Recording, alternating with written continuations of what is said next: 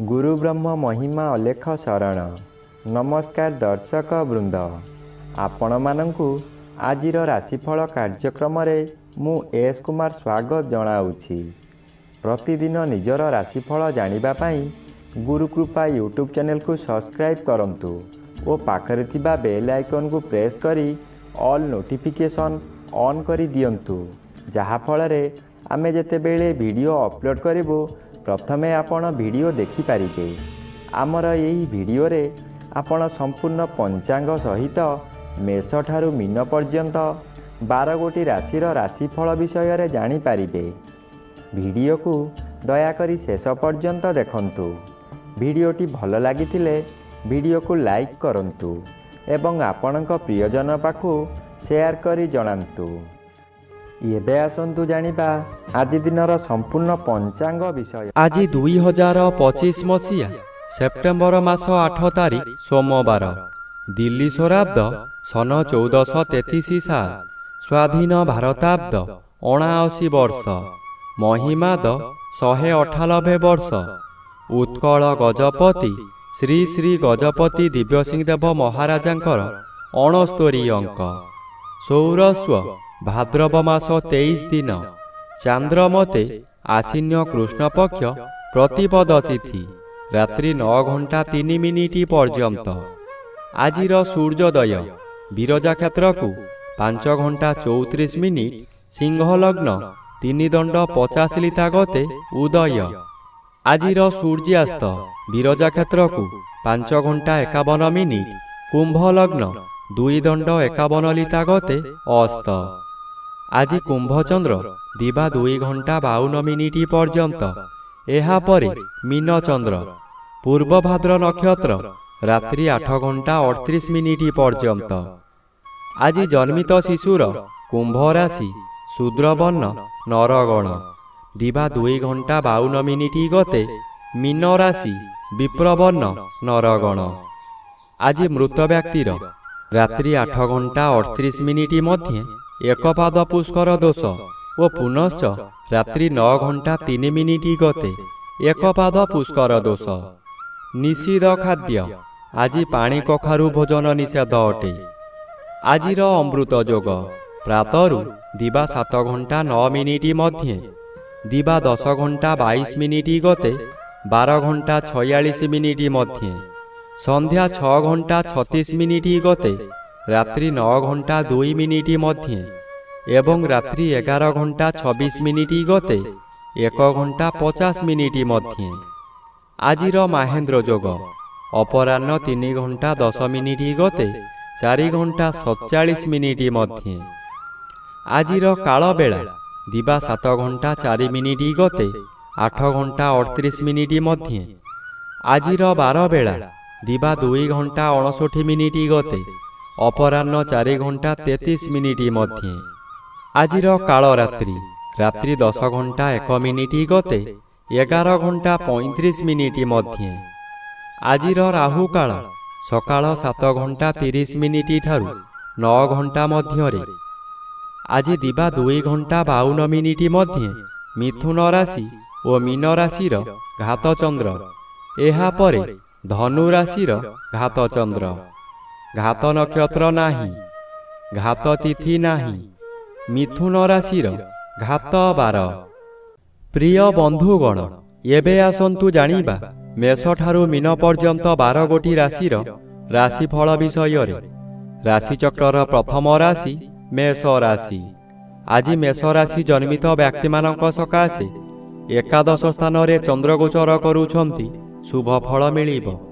परिवार मध्यरे स्वादिष्ट भोजन प्रस्तुत करिबा सहित अतिथि बंधु मानंकु निमंत्रण करी आप्यायित करिबे।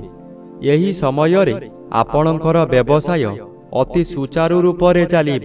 भविष्यत सकाशे धन संचय करिबे। आपण जेउ व्यक्ति को चाहुतुले आज तांको सहित साक्षात आलोचना होई बहु सफलतार पाहाच उत्तीर्ण हेबे। एबे आसंतु जानिबा राशिचक्रर द्वितीय राशि ବୃଷ ରାଶି ବିଷୟରେ। ଆଜି ବୃଷ ରାଶି ଜନ୍ମିତ ବ୍ୟକ୍ତିମାନଙ୍କ ସକାଶେ ଚତୁର୍ଥ ରବି ବାଧାପ୍ରାପ୍ତ ଅଛନ୍ତି, ଅଶୁଭ ଫଳ ପ୍ରଦାନ କରିବେ ନାହିଁ।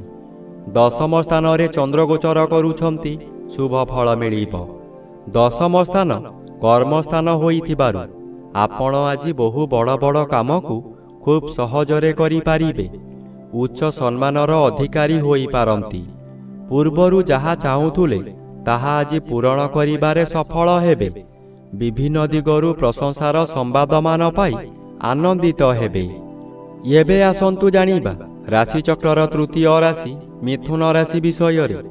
ଆଜି ମିଥୁନ ରାଶି ଜନ୍ମିତ ବ୍ୟକ୍ତିମାନଙ୍କ ସକାଶେ ଘାତଚନ୍ଦ୍ର ଭୋଗ ହେଉଛି। ଘାତଚନ୍ଦ୍ର ସର୍ବଦା ଅଶୁଭ କରାଇବ। ଘରେ ବାହାରେ ପ୍ରତ୍ୟେକ ସ୍ଥାନରେ ଆପଣ ଅପଦସ୍ଥ ହେବେ। ବହୁ ପରିମାଣର ବ୍ୟୟ ହେବ। ଶରୀର ଅସୁସ୍ଥ ରହିବ। ମଥା ବିଚଳିତ ହେବା କାରଣରୁ ରାସ୍ତା ଦୁର୍ଘଟଣା ମଧ୍ୟ ହୋଇପାରେ। ଆଜି ନିଜ ମନକୁ ଶାନ୍ତ ନ କଲେ ନିଜକୁ ନିଜେ ଦଣ୍ଡ ଦେଇ ହଇରାଣ ଓ ଲୋକହସା ହୋଇପାରନ୍ତି। ଏବେ ଆସନ୍ତୁ ଜାଣିବା ରାଶିଚକ୍ରର ଚତୁର୍ଥ ରାଶି କର୍କଟ ରାଶି ବିଷୟରେ। ଆଜି କର୍କଟ ରାଶି ଜନ୍ମିତ ବ୍ୟକ୍ତିମାନଙ୍କ ସକାଶେ ଅଷ୍ଟମ ସ୍ଥାନରେ ଚନ୍ଦ୍ର ଗୋଚର କରୁଛନ୍ତି, ଅଶୁଭ ଫଳ ପ୍ରଦାନ କରିବେ। ଅଷ୍ଟମ ସ୍ଥାନ ଆୟୁ ସ୍ଥାନ ଓ ମାରକ ସ୍ଥାନ। ଚନ୍ଦ୍ର ଏପରି ଏକ ଗ୍ରହ ମୃତ୍ୟୁକୁ ମଧ୍ୟ ମାରିପାରେ।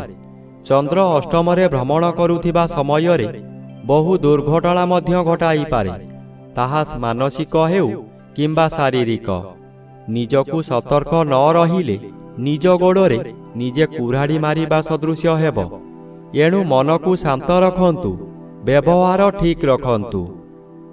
ଏବେ ଆସନ୍ତୁ ଜାଣିବା ରାଶିଚକ୍ରର ପଞ୍ଚମ ରାଶି ସିଂହ ରାଶି ବିଷୟରେ। ଆଜି ସିଂହ ରାଶି ଜନ୍ମିତ ବ୍ୟକ୍ତିମାନଙ୍କ ସକାଶେ ଜନ୍ମ ରବି ଅଶୁଭ ଓ ସପ୍ତମ ଚନ୍ଦ୍ର ବାଧାପ୍ରାପ୍ତ ଅଛନ୍ତି, ଅଶୁଭ ଫଳ ପ୍ରଦାନ କରିବେ। ପାରିବାରିକ ଅଶାନ୍ତି ଭୋଗିବେ। ସୁଖ ହାନି ଘଟିବ। ସ୍ୱାମୀ ସ୍ତ୍ରୀଙ୍କ ମଧ୍ୟରେ ସାମାନ୍ୟ କାରଣରୁ ଝଗଡ଼ା ହେବ। ଅଯଥାରେ ପିଲାମାନଙ୍କ ଉପରେ ରାଗ ସୁଝାଇବେ। ଆପଣଙ୍କର ଆୟ କମିଯିବ। ଯାହା ଆଶା କରିଥିଲେ ତାହା ମିଳିବ ନାହିଁ।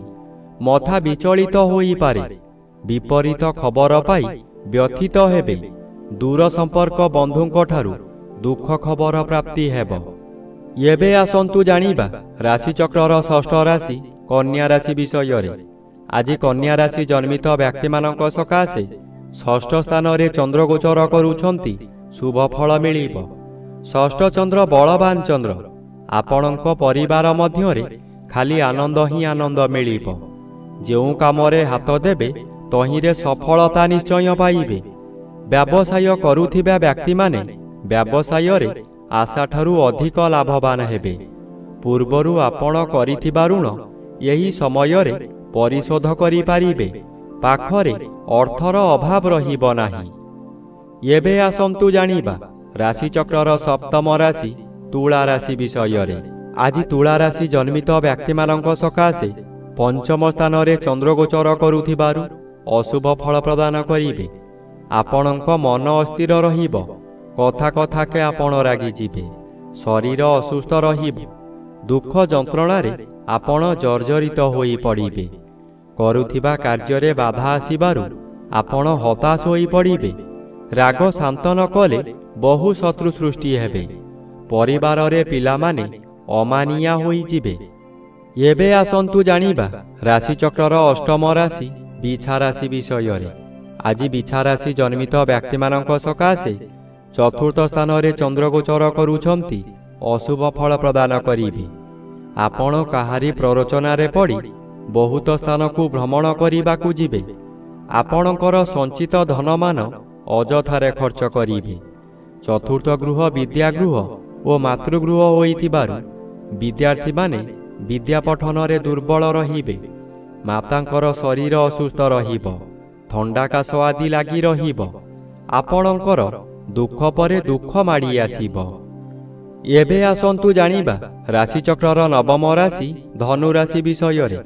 ଆଜି ଧନୁ ରାଶି ଜନ୍ମିତ ବ୍ୟକ୍ତିମାନଙ୍କ ସକାଶେ ତୃତୀୟ ସ୍ଥାନରେ ଚନ୍ଦ୍ର ଗୋଚର କରୁଛନ୍ତି। ତୃତୀୟ ଚନ୍ଦ୍ର ବଳବାନ ଚନ୍ଦ୍ର। ଆପଣଙ୍କ ସ୍ୱାସ୍ଥ୍ୟରେ ଉନ୍ନତି ଘଟିବ। ପୂର୍ବରୁ ଥିବା ରୋଗମାନ ଅପସରିଯିବ। ଶରୀରର ତେଜ ବୃଦ୍ଧି ହେବ। ଯେଉଁ କାର୍ଯ୍ୟ କରିବାକୁ ଚାହିଁବେ ତହିଁରେ ସଫଳତା ଲାଭ କରିବେ। ହଠାତ୍ ଆପଣଙ୍କର କୌଣସିଠାରୁ ଶୁଭ ଖବର ପାଇ ମନର ବଳ ବୃଦ୍ଧି ହେବ। ଅପରାହ୍ନଠାରୁ ଘାତଚନ୍ଦ୍ର ଅଶୁଭ କରାଇବ। ପୂର୍ବରୁ ଥିବା ଶତ୍ରୁମାନେ ଅଧିକ ବଳବାନ ହୋଇ ଆପଣଙ୍କୁ ବହୁ ହଇରାଣ କରିବେ। ଏବେ ଆସନ୍ତୁ ଜାଣିବା ରାଶିଚକ୍ରର ଦଶମ ରାଶି ମକର ରାଶି ବିଷୟରେ। ଆଜି ମକର ରାଶି ଜନ୍ମିତ ବ୍ୟକ୍ତିମାନଙ୍କ ସକାଶେ ଦ୍ୱିତୀୟ ସ୍ଥାନରେ ଚନ୍ଦ୍ରଗୋଚର କରୁଛନ୍ତି। ଶୁକ୍ଳ ପକ୍ଷରେ ଦ୍ୱିତୀୟ ଚନ୍ଦ୍ର ଆପଣଙ୍କୁ ଶୁଭ ଫଳମାନ ଦେବାର ପରିଲିଖିତ ହୁଏ। ଆପଣଙ୍କର ତେଜ ବୃଦ୍ଧି ହେବ। ଆପଣଙ୍କ ଚାହାଣୀରେ ଶତ୍ରୁମାନଙ୍କୁ ମିତ୍ର କରି ଆପଣଙ୍କ କାର୍ଯ୍ୟରେ ଲଗାଇବେ। ସେହିମାନଙ୍କ ଦ୍ୱାରା ଧନ ଅର୍ଜନ କରି ଆପଣ ଧନୀ ହୋଇପାରନ୍ତି। ବନ୍ଧୁମାନଙ୍କ ଠାରୁ ବିଳମ୍ବରେ ହେଉ ପଛେ ଖୁସି ଖବର ପାଇ ଆନନ୍ଦିତ ହେବେ। ଆପଣ ଯେଉଁ କାର୍ଯ୍ୟ କରିବାକୁ ଚାହୁଁଛନ୍ତି କେତେକାଂଶରେ ସଫଳ ହେବେ। ଏବେ ଆସନ୍ତୁ ଜାଣିବା ରାଶିଚକ୍ରର ଏକାଦଶ ରାଶି କୁମ୍ଭ ରାଶି ବିଷୟରେ।